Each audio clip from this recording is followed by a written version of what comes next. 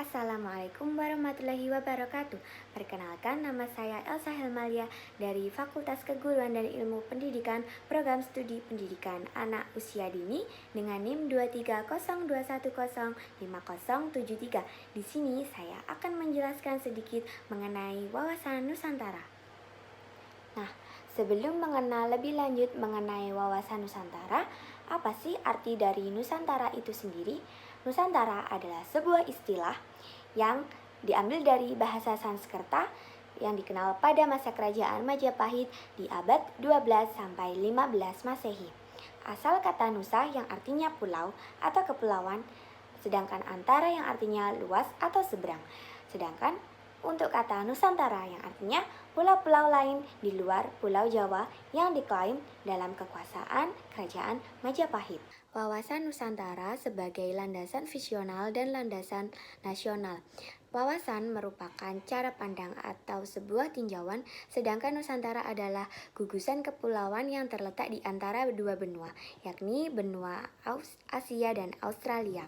Wawasan kebangsaan adalah cara pandang suatu bangsa tentang diri dan lingkungan didasarkan pada falsafah bangsa, posisi, dan bentuk geografik serta sejarah bangsa itu sendiri. Selanjutnya ada batas wilayah Indonesia yang terbagi menjadi 3, yakni batas wilayah teritorial 1, batas teritorial 2, dan zona ekonomi eksklusif. Yang pertama ada teritorial tahap 1, yakni pada tahun 1945 sampai 1957 yang meliputi wilayah bekas Hindia Belanda, asas pulau demi pulau terpisah setiap waktu dan perairan 3 mil dari pantai ketika surut.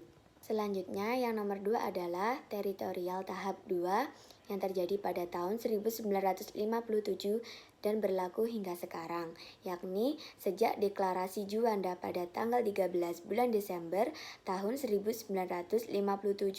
Yang selanjutnya adalah berasas kepulauan dan batas keliling luar, yakni meliputi garis pantai dan perairan sepanjang 12 mil. Dan yang ketiga adalah zona ekonomi eksklusif yang meliputi pertama berlaku sejak tanggal 21 Maret tahun 1980. Yang kedua, laut tambahan di luar laut teritorial sampai dengan 200 mil dari garis besar. Yang ketiga, ZEE telah menjadi badan hukum internasional. Yang keempat, mengatasi keterbatasan ikan. Dan yang kelima, meningkatkan modal pembangunan nasional. Selanjutnya, terdapat pula perbandingan geopolitik antara Indonesia dengan geopolitik Barat. Pada geopolitik Barat, negara sebagai organisme, bangsa dan negara mengikuti hukum alam, dan yang ketiga menerapkan teori ekspansi wilayah. Sedangkan geopolitik Indonesia meliputi negara merupakan sebuah wilayah integrasi nasional yang terkait dengan kawasan regional dan internasional.